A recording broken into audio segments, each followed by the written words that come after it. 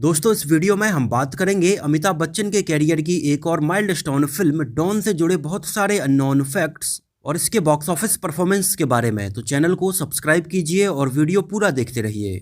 Film don का नाम सुनते ही हमारे दिमाग में जबरदस्त एक्शन और थ्रिलर से भरपूर कहानी, एक से बढ़कर एक सुपरहिट डायलॉग्स और बेहतरीन गाने हमारी जहन में आते हैं। जैसे डॉन का पीछा तो 11 मुल्कों की पुलिस कर रही है, मगर डॉन को पकड़ना मुश्किल ही नहीं नामुमकिन है। मैं जानता हूँ ये रिवॉल्वर खाली है, तुम जानती हो ये रिवॉल्वर खाली है, लेकिन पुलिस नहीं जानती ये रिवॉल्वर खाली है। डॉन को जंगली बिल्लियाँ बहुत पसंद हैं। ऐसे ही कुछ और भी बेहतरीन डायलॉग्स। और ये फिल्म जितनी इंटरेस्टिंग थी, उससे भी कहीं ज़्यादा इंटरेस्टिंग इस फिल्म के बनने के पीछे की कहानी थी।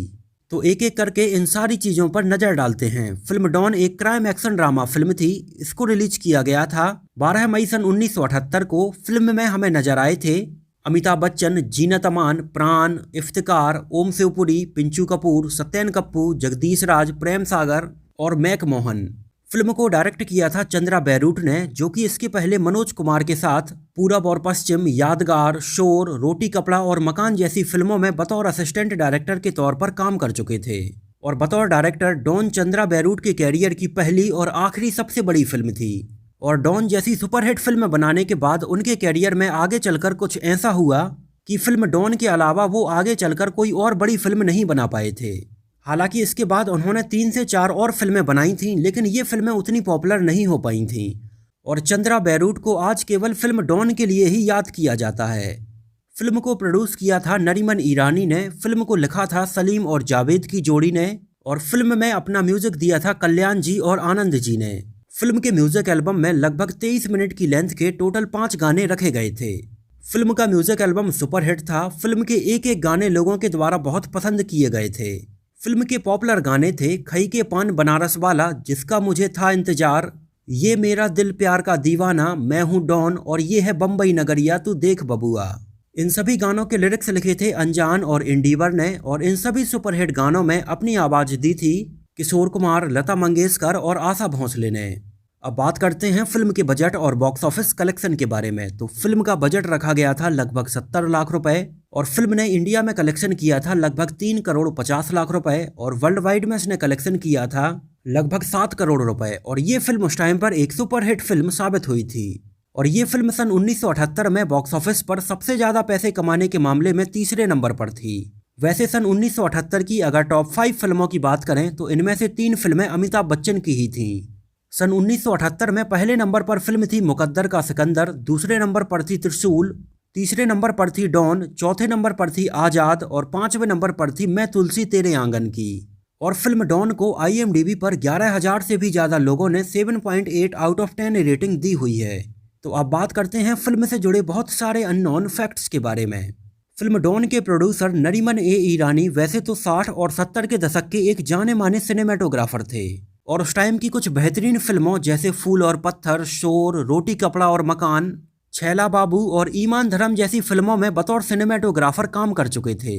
और इसके बाद नरीमन ईरानी ने एक फिल्म को खुद प्रोड्यूस करने का डिसाइड किया, और ये फिल्म थी सन 1972 में आई सुनील दत्त और वहीदा रहमान की फिल्म जिंदगी जिंदगी। लेकिन ये फिल्म उस टाइम पर बॉक्स ऑफिस पर बहुत बुरी तरह से फ्लॉप हो गई थी, और फिल्म के इतने बुरी तरह से फ्लॉप हो जाने की वजह से नरीमन ईरानी पर उस टाइम पर लगभग 12 लाख रुपए का कर्ज हो गया था। और वो उस टाइम पर अपने ऊपर आए इतने कर्ज को लेकर बहुत ज़्यादा परेशान थे। और जिस टाइम पर वो सन 1974 में आई मनोज कुमार की फिल्म रोटी कपड़ा और मकान में बतौर सिनेमेटोग्राफर काम कर रहे थे, तो फिल्म रोटी कपड़ा और मकान में अमिताभ बच्चन और जीनत अमान भी काम कर रहे थे। और इस फिल्म को उस टाइम पर चंद्रा बैरूट भी असिस्टेंट डायरेक्टर के तौर पर जुड़े हुए थे। और इसी फिल्म के सेट पर इन चारों की बहुत अच्छी दोस्ती हो गई थी। तो इन सब ने मिलकर नरीमन ईरानी को उस टाइम पर एक और फिल्म को प्रोड्यूस करने के लिए सजेस्ट किया, क्योंकि यही एक रास्ता था जिससे कि नरीमन ईरानी को इतने बड़े कर्जे से निकाला जा सकता था। और इन सब की बात मानकर ही नरीमन ईरानी एक बार फिर से एक फिल्म को प्रोड्यूस करके इतना बड़ा रिस्क लेने के लिए तैयार हो गए थे। उस टाइम पर अमिताभ बच्चन की सन 1973 में आई फिल्म जंजीर के बाद उनकी इमेज भी काफ़ी बड़े एक्टर के तौर पर बन गई थी, और सबने डिसाइड किया कि फिल्म की स्क्रिप्ट सलीम और जावेद से ही लेंगे, क्योंकि इससे फिल्म के हिट होने के चांसेस काफ़ी ज़्यादा बढ़ जाएंगे। क्योंकि उस टाइम पर सलीम जावेद की कलम से निकली हुई स्क्रिप्ट हिट, सुपर हिट या ब्लॉकबस्टर होने की गारंटी होती थी। और एक फिल्म की स्क्रिप्ट के लिए उस टाइम पर सलीम जावेद से अलग अलग जगह पर इसके लिए सिफारिश लगवाई गई। एक तो ये सब डायरेक्टली जाकर सलीम जावेद से मिले, इसके अलावा प्रोड्यूसर नरीमन ए ईरानी की वाइफ वहीदा रहमान की हेयर ड्रेसर थी, तो उन्होंने वहीदा रहमान से बोलकर भी सलीम जावेद से इसके लिए सिफारिश की थी।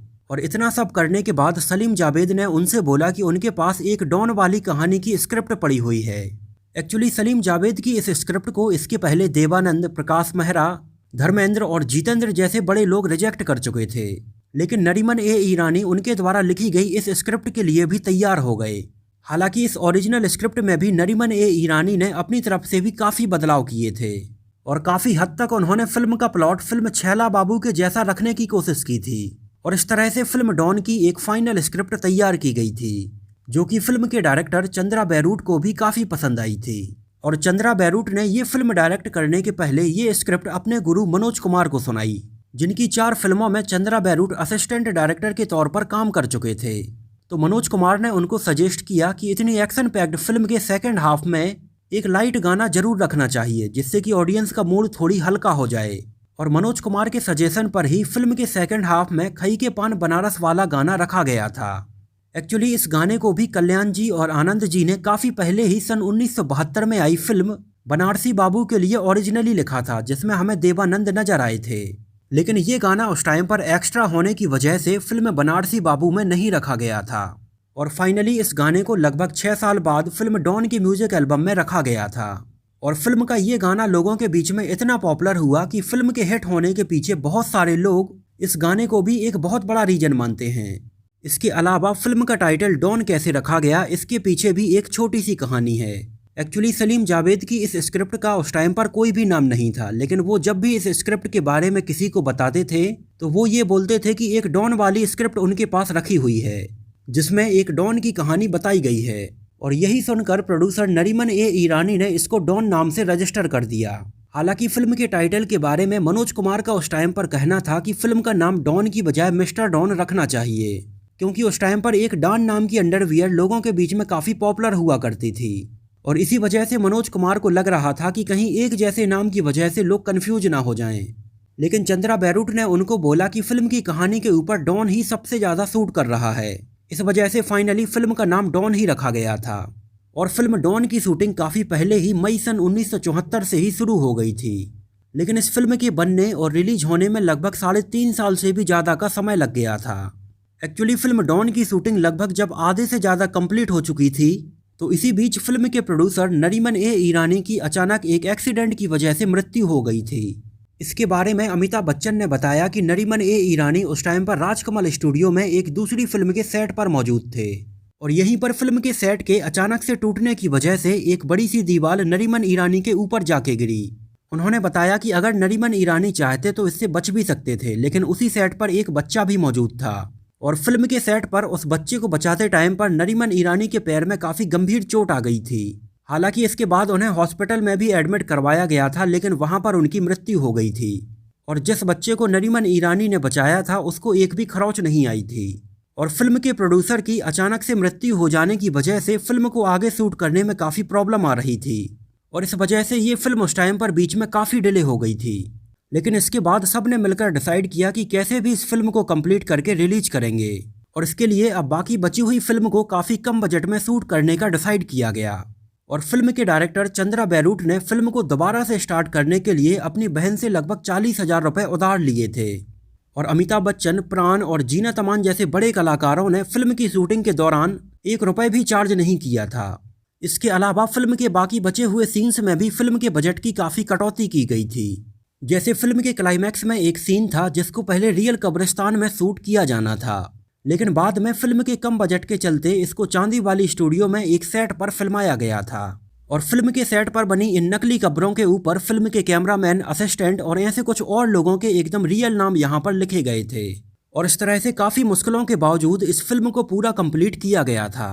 और फिल्म के पूरा बनकर कंप्लीट हो जाने के बाद फिल्म के प्रमोशन के लिए भी बजट नहीं था, जिस वजह से फिल्म के मेकर्स उस टाइम पर इस फिल्म का ज़्यादा प्रमोशन भी नहीं कर पाए थे।